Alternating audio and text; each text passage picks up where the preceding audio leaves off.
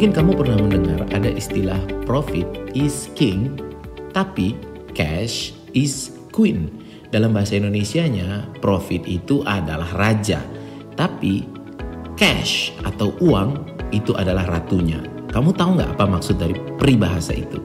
Maksudnya bahwa dalam sebuah perusahaan itu akan terus bisa berjalan, akan terus bisa beroperasi selama masih ada cash. Yang membuat perusahaan bangkrut itu bukan karena perusahaan itu rugi. Yang membuat perusahaan bangkrut itu adalah karena perusahaannya kehabisan cash. Semua perusahaan, bisnis, atau organisasi apapun kalau kehabisan cash, maka pasti akan berhenti beroperasi dan pada akhirnya akan bangkrut. Inilah pentingnya cash di dalam sebuah perusahaan. Cash itu bagaikan aliran darah di dalam tubuh manusia.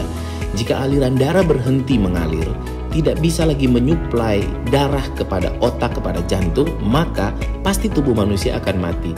Maka dalam sebuah bisnis yang harus kita lakukan dan kita perhatikan adalah memperhatikan ketersediaan cash.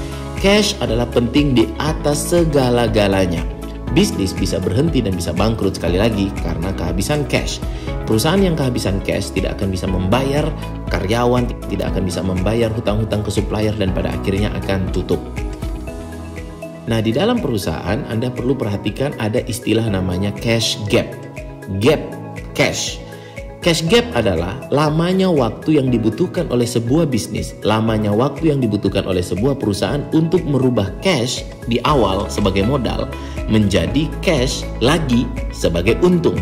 Jadi lamanya perputaran. Misalnya begini, Anda adalah seorang pengusaha di bidang fashion. Anda memproduksi baju lalu kemudian Anda menjualnya. Nah, Anda punya modal awal Rp10.000, lalu Anda belikan barang baku, bahan baku. Lalu bahan baku itu waktunya datang sampai ke tempat gudang Anda membutuhkan waktu 3 hari. Setelah 3 hari lalu kemudian sampailah barang itu, bahan itu di gudang Anda. Lalu Anda mulai memproduksi, membutuhkan waktu 7 hari. Berarti uang Anda 10.000 telah berhenti 3 hari plus 7 hari. Lalu sampailah 7 hari dan kemudian menjadi barang dagang, sudah jadi barang jadi yang siap untuk dijual. Anda taruh di display di toko Anda dan kemudian setelah 10 hari dan itu terjual.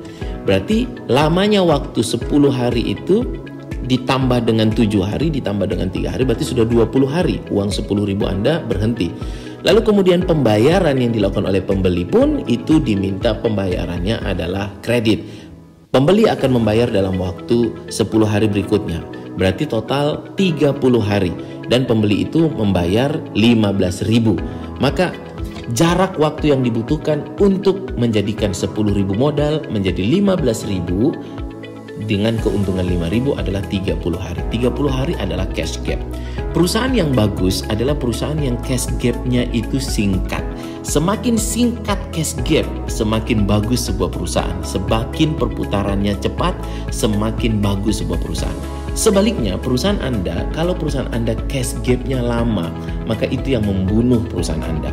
Saya banyak mendapatkan beberapa perusahaan, properti misalnya, yang cash gap-nya lama sekali, atau perusahaan-perusahaan lain yang menggunakan penjualan dengan konsinyasi atau dengan kredit yang cash gap-nya lama sekali, atau mungkin yang membayar lebih awal di depan untuk mendapatkan bahan baku, lalu kemudian bahan baku itu diproses sampai menjadi barang jadi, itu membutuhkan waktu yang lama sekali. Itu adalah semua perusahaan yang menghasilkan cash gap yang sangat panjang.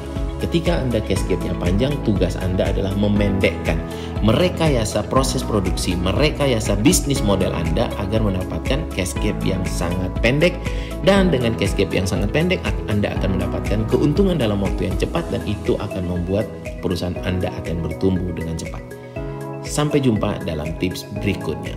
Sama saya, Fitra Jaya Saleh.